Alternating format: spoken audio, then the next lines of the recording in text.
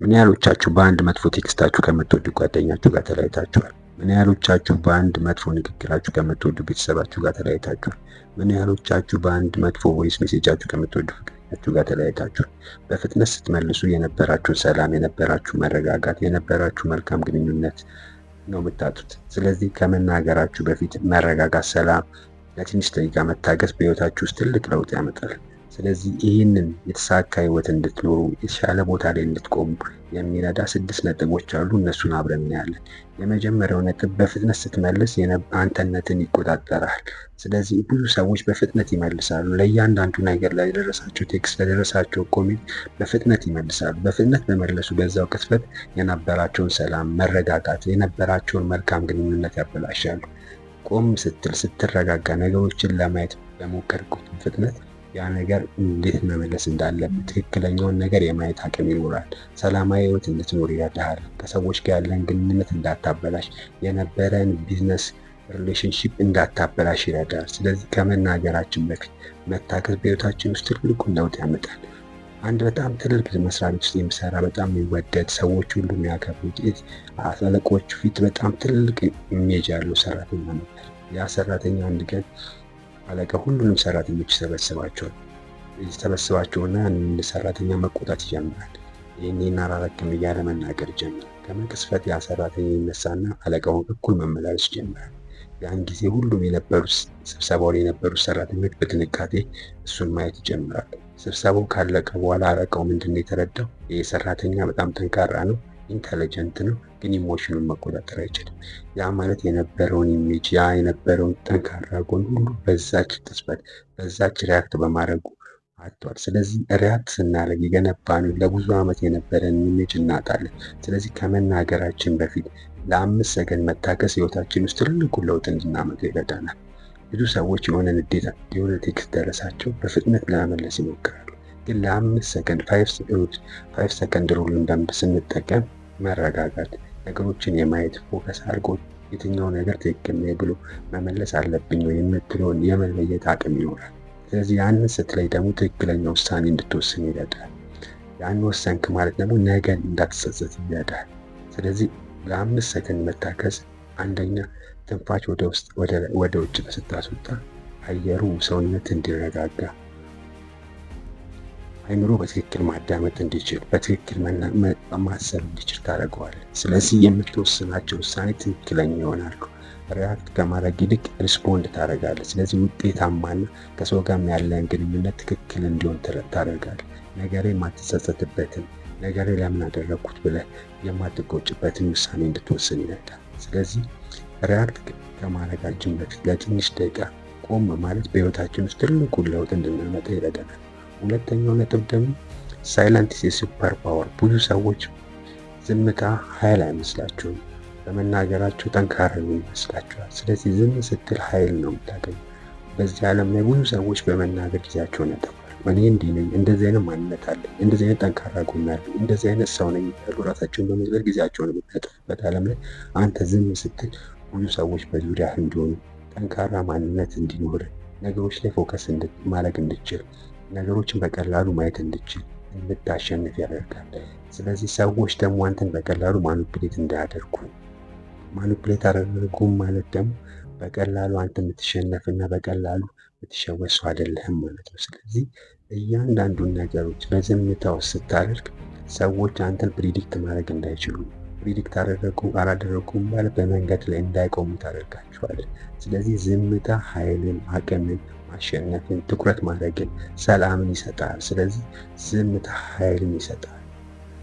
ሶስተኛው ነጥብ ደግሞ ምንድነው? ነገ ላይ እንዳትጸጸት። ብዙ ሰዎች በጸጸት ውስጥ ናቸው። ይህን ነገሮች ካረጉ በኋላ ከመለሱ በኋላ ጸጸት ውስጥ ይኖራሉ። ለምን አደረግኩት፣ ለምን መለስኩ፣ ለምን እንደዚህ ያደረኩ ብለው ህይወታቸውን ሲገፉ እናያለን። ዛሬያቸውን፣ ነጋቸውን ያበላሻሉ። ስለዚህ ከመመለስ በፊት ቆም ማለት ነገ ላይ እንዳትጸጸት ያደርጋል።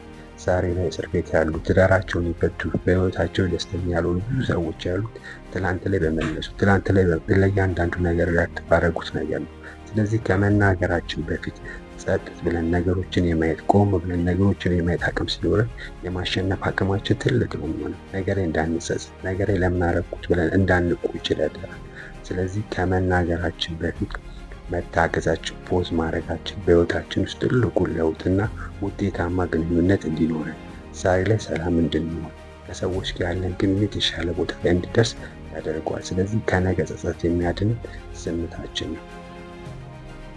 አራተኛው ነጥብ ደግሞ ብዙ ሰዎች በዝምታ ውስጥ ማሸነፍ እንደሚቻል አያውቁም። ዝም ስትል አሸናፊ ነው የምትሆነው። ብዙ ሰዎች በመናገር አሸናፊ የሚሆኑ ይመስላቸዋል። ዝም ያለ ሰዎች፣ ነገሮችን በእርጋታ የሚያዩ የተረጋጉ ካልሚሆኑ ሰዎች ያምኗቸዋል። በቀላሉ ከነሱ ጋር መስራት ይፈልጋሉ።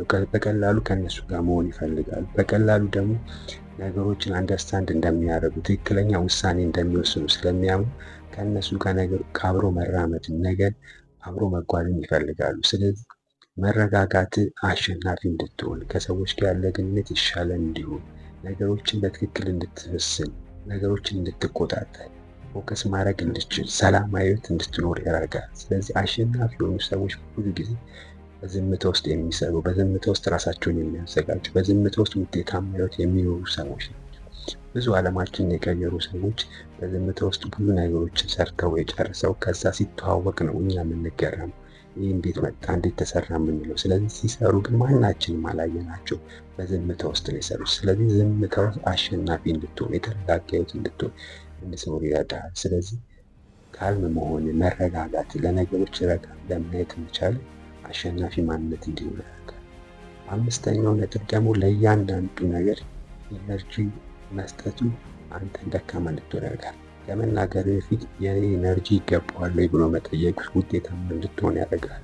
ብዙ ሰዎች ለማይመለከታቸው ነገር፣ ለማይገባው ነገር ኢነርጂያቸውን ሲያጠፉ እናያለን። ለእያንዳንዱ መልስ ሲሰጡ ይህ ለምን ሆነ፣ ለምን እንደዚህ ተናገረኝ ብሎ ቀኑን ሙሉ ሲመልሱ ኢነርጂያቸውን ሲጨርሱ እናያለን። በቀን ውስጥ ያለን ኢነርጂ በጣም ሊሚትድ ነው። ያን ኢነርጂ ለማይገባው ለማይመለከተን ነገር የምናጠፋ ከሆነ ፕሮዳክቲቪቲያችንን እየቀነስን ውጤታማ ህይወት እንዳንኖር እያደረግን እንሄዳለን። ስለዚህ ይህን ነገር ከመመለስ በፊት ለዛ ለደረሰ ቴክስት፣ ለዛ ለደረሰ ኮሜንት ከመመለስ በፊት ይህ ነገር ኢነርጂ ይገባዋል ብሎ መጠየቅ በህይወት ውስጥ ውጤታማና ትክክለኛ ህይወት እንድትኖር ይረዳል። ብዙ ሰዎች ቀናቸውን ሙሉ ለሆነ ቴክስት ሲመልሱ፣ ለሆነ ጻፈባቸው መጥፎ ንግግር ሲመልሱ ጊዜያቸውን ይጨርሳሉ። ለሚገባው ለቤተሰባቸው መስጠት የነበረባቸውን ጊዜ፣ ለሚገባው ለስራቸው መስጠት የነበረባቸውን ጊዜ፣ ለልጆቻቸው መስጠት የነበረባቸውን ጊዜ ሳይሰጡ ይጨርሳሉ። ያ ማለት ውጤታማ እንድትሆን አያረግም፣ ሰላማዊ ህይወት እንዳትኖር ያደርጋል። ስለዚህ በህይወት ውስጥ ሰላማዊና የተረጋጋ ህይወት እንድትኖር የምትፈልግ ከሆነ ለእያንዳንዱ ነገር ኢነርጂን ከማባከን መቆጠብ ይኖርባል። ለሚገባው ህይወት ውስጥ ለውጥ ለሚያመጡ ነገሮች ብቻ ለእያንዳንዱ ነገር መልስ መመለስ፣ ትክክለኛ መልስ መስጠት። ያንን ነገር ደግሞ ስታደርግ በመረጋጋት ውስጥ፣ ቆም ብሎ በማሰብ ውስጥ፣ ፎከስ በማድረግ ውስጥ፣ ይህ ነገር ይገባዋል ብሎ በማሰብ ውስጥ ስትመልስ በህይወት ውስጥ ለውጥ ታመጣል። ስለዚህ እያንዳንዱ ነገር ላይ መልስ ከመስጠት እንድትቆጠብ፣ በህይወት ውስጥ ትልቁን ለውጥ እንድታመጣ ይረዳል። ስድስተኛው ነገር ደግሞ እያንዳንዱ ነገር የሚመጣው ብዙ ሰዎች የሚናገሩት ኢጎአቸው ስላለባቸው፣ ኢጎን ያልገደለ፣ ኢጎን ያላጠፋ ሰው ሰላማዊና ትክክለኛ ህይወት መኖር አይችልም። መጀመሪያ ለማሸነፍ ትክክለኛ ህይወት ለመኖር ኢጎን መግደል አለበት። ኢጎን ያልገደለ ሰው ማሸነፍና ትክክለኛ ህይወት መኖር አይችልም።